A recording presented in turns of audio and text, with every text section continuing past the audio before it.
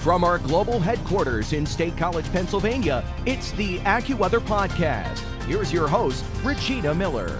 Thank you for joining us for this week's episode of the AccuWeather Podcast. I'm sitting here with Ken Prowl and Andy Robb, and we've all been bracing for Hurricane Michael and its impacts on the western panhandle of Florida. And, we've had people out for the AccuWeather Network, including Reed Timmer, who we've talked to so often, down there covering the storm. You guys were talking to him a little bit earlier on, right? Well, yeah, he's been out covering the storm down there in Florida. He was out earlier today, actually overnight. He was out with storm chaser Mike Tice, and they were out there getting ready for the storm with the HURV, which is the Hurricane Eyewall Research Vehicle. So here's a little bit of Reed's report from overnight. This is Extreme Meteorologist Reed Timmer, live from Panama City Beach here, and I am with the HURV. That's the Hurricane Eyewall Research Vehicle. We're headed right now to deploy this on top of a bridge in advance of some tornadic supercells that are headed this way in the outer bands of this hurricane. We've seen frequent lightning all morning so far, since about 1 a.m. in these outer bands of a hurricane that's rapidly intensifying. It's a Category 4 storm now with maximum sustained winds of about 140 miles an hour. So the storm is only about 60 miles offshore, so we're going to head inside the HURV and deploy this and then head back to our safe place. It's got the anemometer mast on the back. That will be straight up measuring real-time wind speed inside. And here is storm chaser Mike Tice. Built the HURV, custom built the HURV. Sure did. Just for events like this could be a historic event. Panhandle has never seen a hurricane like this strength. So we'll be here with the HURV to record the winds. The equipment's calibrated, and so we'll see what we get. We're going to deploy right now, and we're right in ground zero, and we'll just we'll see what happens here in the next few hours. Landfall is imminent. Got our helmets. Yeah. Got life jackets. Got rope. We have enough food for 7 to 10 days. Battery-powered generators, equipment, everything. We got it all. We're ready. All right, let's go deploy. Got our team together. We're going to deploy the HURV and see what it records. It's a real-time wind speed coming in here. And this hurricane is likely going to be the strongest to ever hit the Florida Panhandle. Data like this is going to be very important to collect. That's why Mike custom built the HURV here. Yeah, that's why we built the HURV, because you wouldn't be able to drive around in very strong winds, so we're able to penetrate that eye wall and get these wind measurements. And we'll go back to another location, a concrete shelter, and document the hurricane. The tornado threat's really the big issue now as these outer bands start to approach. We've seen lightning since about 1 in the morning, and they're super cellular. They have well-defined rotation on radar, and those will be spiraling ashore.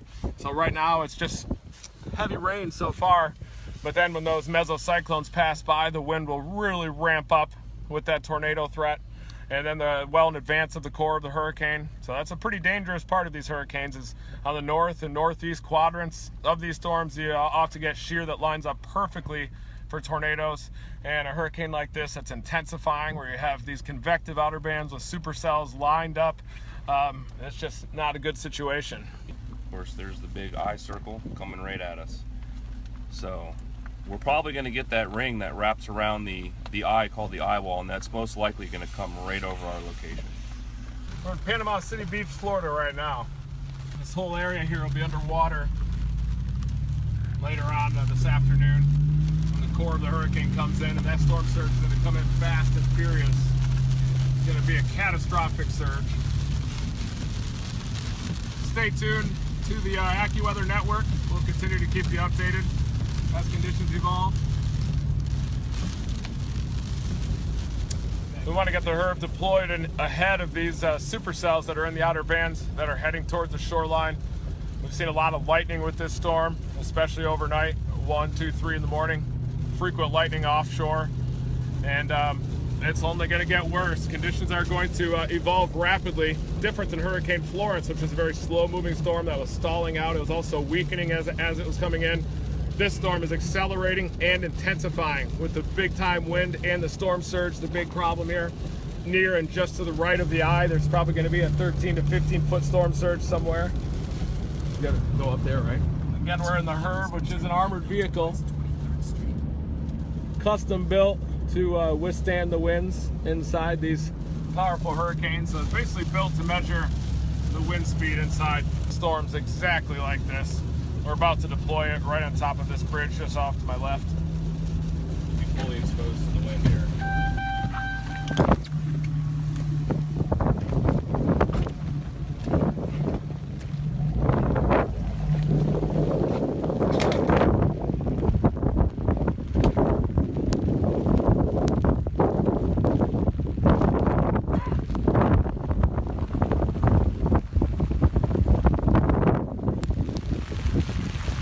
We're in Panama City Beach right now deploying the Hurricane Eyewall Research Vehicle, or the HURV.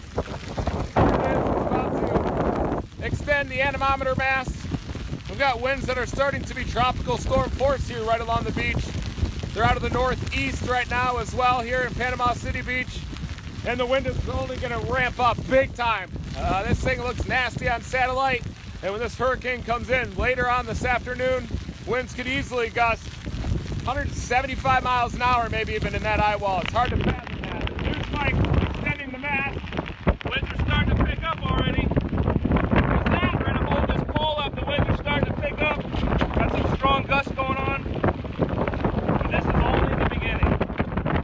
The rain's picking up. We're in a fully exposed location here. The wind's going to rip right off the water. And the anemometer right up there, 10 feet up, is going to record every bit of wind that we're here. Live from Panama City Beach with the winds starting to increase dramatically. The conditions are beginning to deteriorate, but they're going to be nothing like they will be 4 or 5 hours from now when that compact eye wall comes ashore. Winds gusting potentially up to 175 miles an hour, especially just to the south of Panama City. Areas like Mexico Beach down towards St. Joe will have an absolutely dangerous storm surge. That tornado threat should also ramp up as we begin to get convection rotating around in the outer bands. I'm definitely looking in that direction. That's where the tornadoes have come from. Very different than Florence. This is a faster moving storm, a cat storm. It's going to come in fast. The storm surge will come up and over these dunes and then inundate the street, especially out in the southeast, Panama City Beach, Mexico Beach, very low-lying area down there. We're continuing to provide team coverage here for AccuWeather. But just a big-time angry ocean out there. But then once this eye comes in, it's going to come in fast and furious in about 4 or 5 hours. That surge and wall of water will come up and over these dunes. Normally there's a pretty substantial beach out here, but already we'll start to see that water coming up. Coming up a lot faster. You can see it's already starting to hit the edge of the dune there. Dangerous rip currents out here as well. You can already start to see some damage here, even to the fence line further down. Just getting started.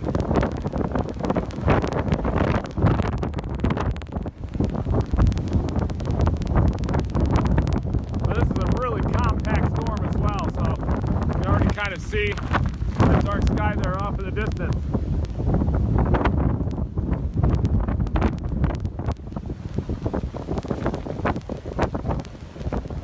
High tide is at 150.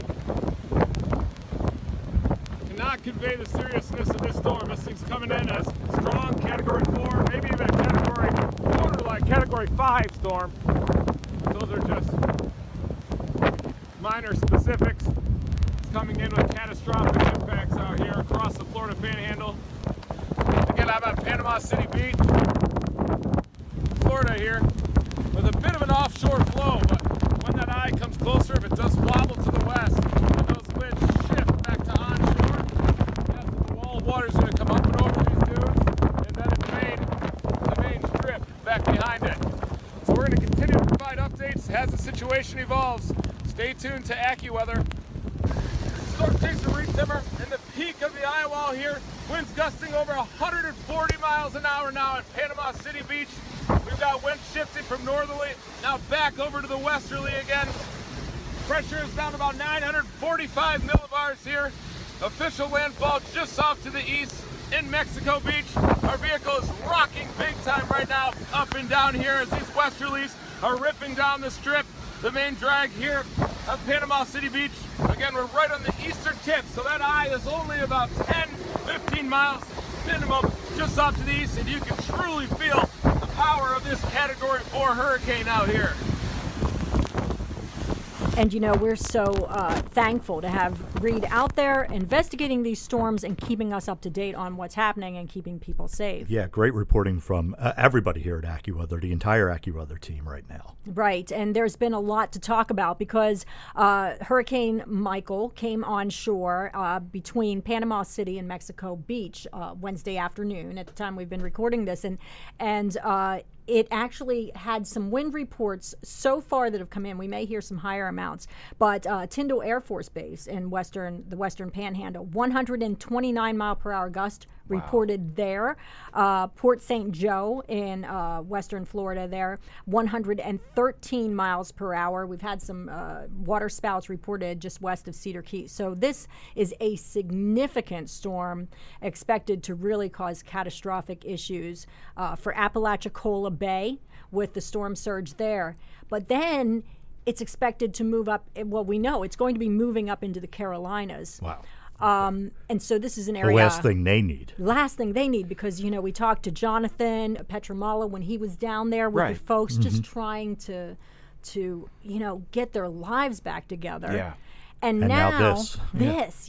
And so some of the issues that they're going to be facing there is we already have the weakened trees, and so we're expecting down trees, power lines, all that kind of thing with the 40 to 60 mile per hour gust, but it won't take much because you've got like the root rot. It's been so wet, and then we're looking at 4 to 8 inches of rainfall. Just heavy there. driving rain too. Right, very heavy rainfall coming down there. So, you know, unfortunately, you know, that's for Thursday into Friday along the Carolinas. So they are bracing for that storm, and we just continue to hope for some recovery for them. Absolutely, and stay on top of the storm with the AccuWeather Network on DirecTV, Verizon Fios, AccuWeather.com. Download the AccuWeather app.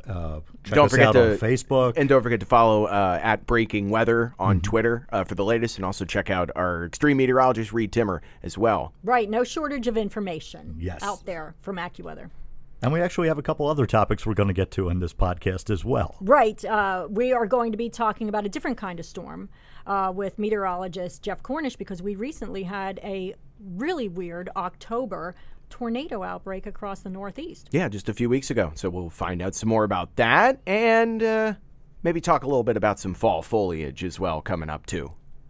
Well, I'm joined in the studio now by Geoff Cornish, meteorologist for the AccuWeather Network, and you're actually joining me in the studio this time. Yeah, I'm glad to be in here. You guys let me into the cool room here in the building. Are we the cool kids? This is I'm hanging out with the cool kids today. This is your third time being on the AccuWeather podcast, and the first time you're actually physically here in the studio. It's true. Amazingly, I was west of the Mississippi River the first 2 times. New Mexico on wildfire patrol, and then on vacation in Kansas last time. Right. Yeah. So this time we have you in-house, and you happen to be working the first week of October on the network, tracking storms and the severe storms that we got in parts of Pennsylvania, New York, and also up into Connecticut with the tornado warnings that were out all over the place. So can you talk to me about that a little bit? Yeah, this was an extremely unusual event for this time of the year. And in some ways, at least by some metrics, it was unprecedented for the modern era when it comes to the number of tornadoes that were confirmed in the state of Pennsylvania. And it also impacted, there was severe weather in New Jersey. We had some damaging winds there, and tornadoes that were also confirmed into Connecticut and southeastern parts of New York State as well. Real populated areas with 4 of these in the New York metro area. If you include southwest Connecticut. You know, it's been a long summer for us as we've continued on with the heat and the humidity.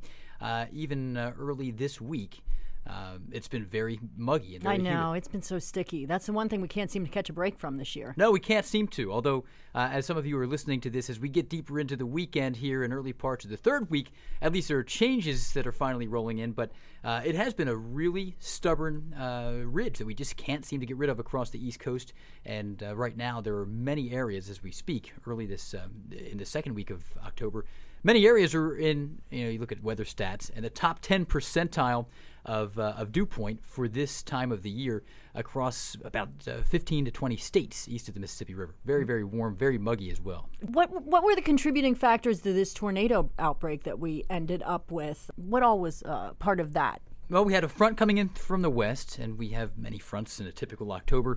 So it was a cold front, and it was a dip in the jet stream that was not the most pronounced thing that we've ever seen, just a small trough that had an accompanying cold front, and it rolled into an area with some instability. We talk about instability, that contrast of warm, humid air near the ground in sharp contrast with much colder air upstairs. There was some instability and a lot of wind shear. And that was the biggest factor in this, the very significant amount of wind shear that we had. Looking at the way the wind was blowing from the south and even south-southeast at the ground level in many areas out in advance of this front, and then a strong wind from the west overhead. And when you get updrafts to lift, and there's a lot of wind shear in place, you can begin to get that twisting motion in the atmosphere that can sometimes breed tornadoes. The unusual thing about this, and sometimes these borderline weather events are really challenging to forecast, this was borderline when it comes to the amount of instability.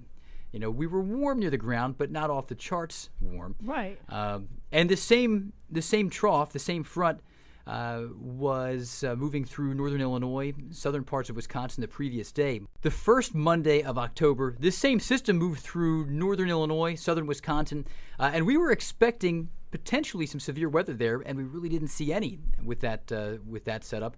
There was a lot of cloud cover that outran the front. Some preceding showers from the previous night produced enough cloud cover that there really wasn't enough instability to get any severe weather firing there. And it was the same system the next day that we encountered some warmer air near the ground, and there wasn't as much cloud cover ahead of this, so there was just enough instability to get these updrafts going.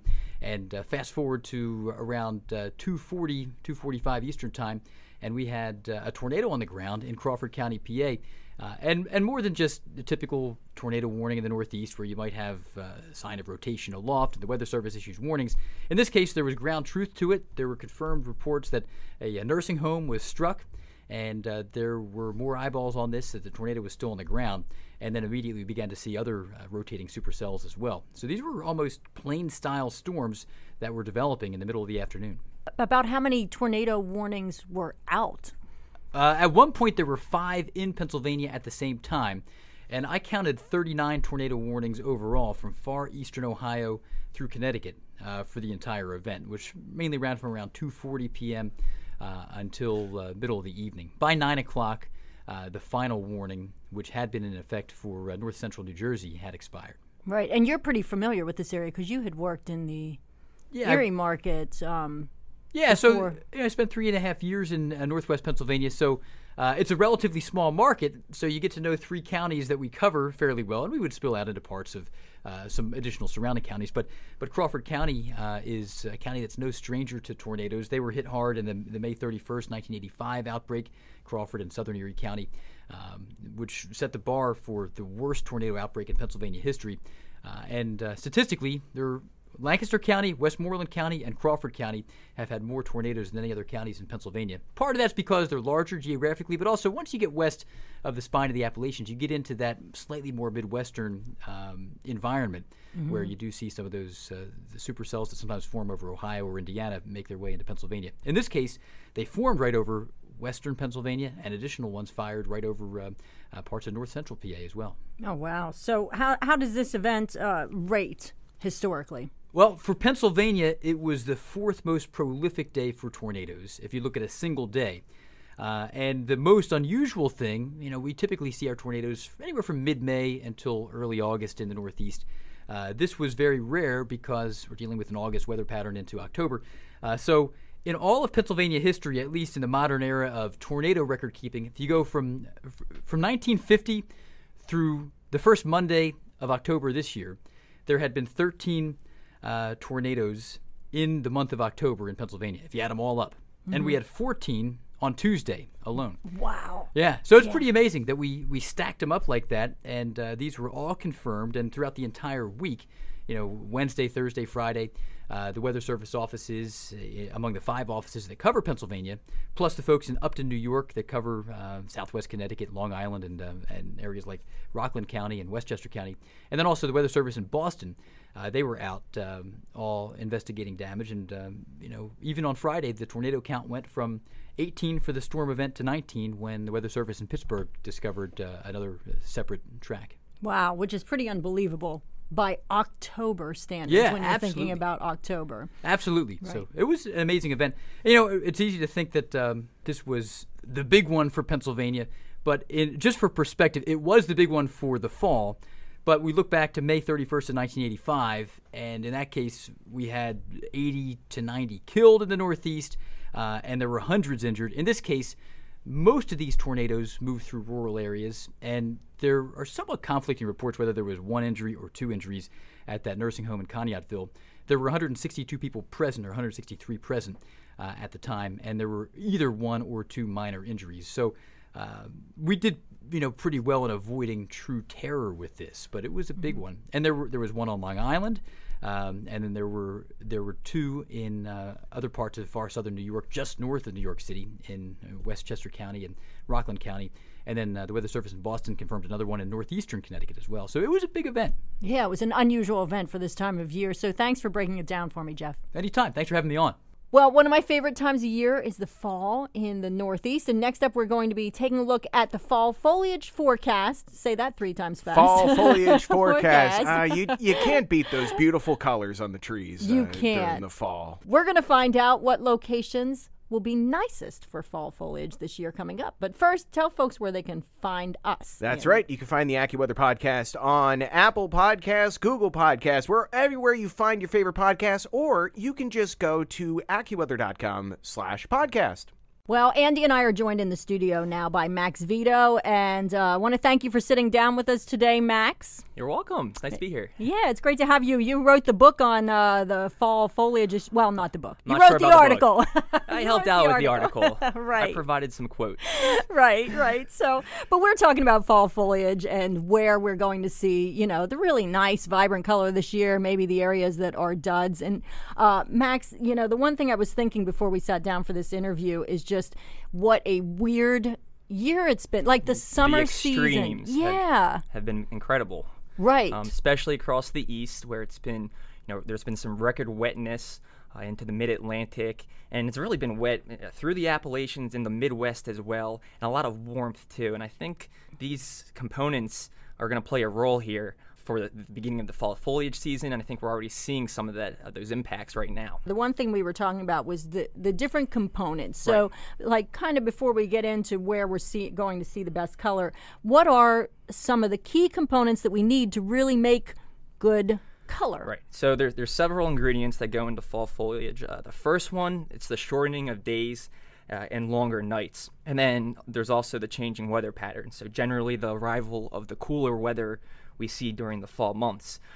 So with the change to cooler weather, what we get is the development of the abscission layer, which divides the stem from the leaf. See, I got a new word now. Yes. See, I'm going to throw that around in conversation when I get, because that's a great word, abscission layer. Yeah, I'm not a biologist or whatever, but you can look these things up. Right. Yeah, so with the process, we start to see a reduction in the chlorophyll in the leaf, and it's the chlorophyll that provides the green pigment and masks all the other colors, so your oranges and your yellows. Once we start getting cool overnight and this abscission layer develops, we start to see the green color leave the leaves and all these other nice, beautiful colors start to come out. The other thing we want to see is sunshine. So once this abscission layer develops, chlorophyll is no longer in the plant, so we lost the green color, but we get sugars that respond to the sunshine to produce most robustly with sunshine. These sugars help get the red and purple pigments that get the best vibrancy for the fall foliage. So you want cool nights to kick off the abscission layer growth, and you want a lot of sunshine during the day to get the most vibrant colors. This year, really, at least where we live. So we're in central Pennsylvania. It's been kind of right in the middle of the cloudier. Appalachians. Right? Yeah, it's been cloudier. So what is the east going to, because it has been weird in the east. So what's it going to look like here this year? So overall, I think the season looks pretty good for the folks up in New England. They haven't seen as much moisture this summer.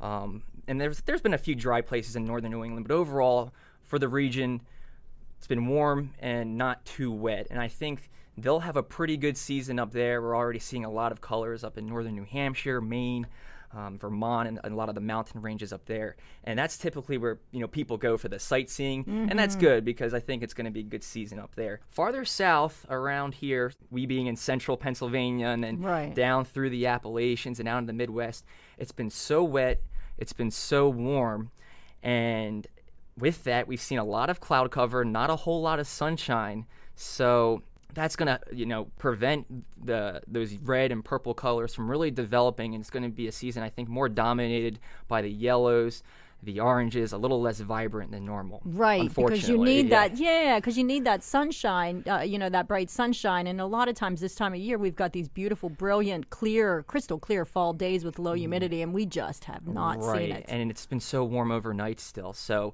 there hasn't been much color change at all yet because that abscission layer hasn't developed. So the green, the chlorophyll, it's still in the leaves. Right. So I think that's going to be the thing. It's going to be a delayed season in parts of the Northeast, mainly the southern portions and Mid-Atlantic, and then also a little less vibrant than normal. I think those are the big things to hit on this year for the foliage season. One thing that's working well for the season right now is the lack of leaf drop. A lot of leaves are still in the trees because we haven't seen a lot of strong systems with wind stripping the leaves from the trees.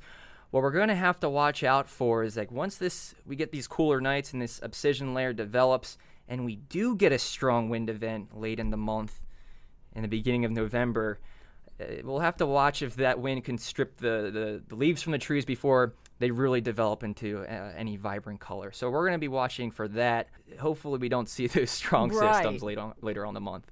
Well, and the other thing that I noticed too is I've noticed leaves going from green to brown dropping dead, not dropping with color because it's been so wet, and I'm wondering how stressed maybe the root system. Right, so another byproduct of the abnormally wet pattern during the late summer and the beginning part of fall, it'll be the relevance of fungus, molds, and disease that's going to thrive off those increased moisture levels. So we'll need to watch out for this in parts of the Mid-Atlantic and the Midwest, and I think like you said, we're already seeing some of this happening and some some leaf drop before the leaves really changed colors. Okay, and how about out west? What do you think out there? So we were chatting about this a little bit beforehand. It differs from region to region. There's a lot of microclimates as a result of the terrain in the west, and there has been some drought lingering from the winter last year in the southwest. There's not a whole lot of broadleaf trees in those areas. Farther north, Northern Rockies and the Northwest, they've seen a good amount of rain in parts of the summer.